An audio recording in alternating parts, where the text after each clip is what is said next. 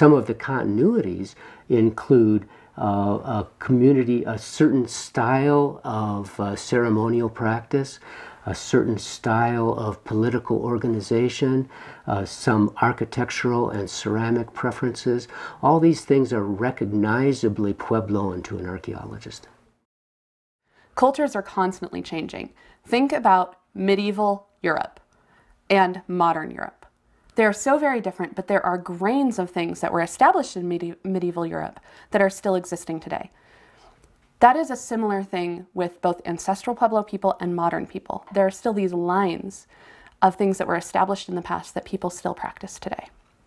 One example of this is the kiva. If we go back to about 600 AD, people were living in subterranean houses.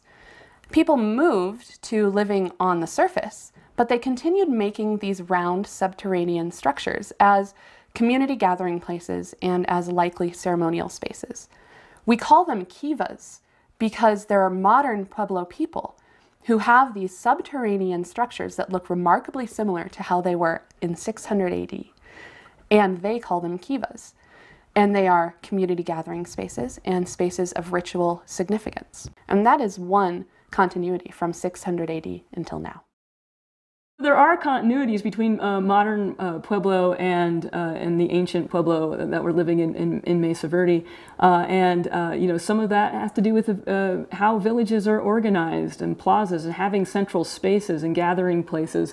That's one of the continuities, and the kinds of architecture and sort of some of the details that we see in how walls were constructed that are especially evident at places like the cliff dwellings at Mesa Verde National Park. You see some of those same sorts of techniques being used in Pueblo villages today.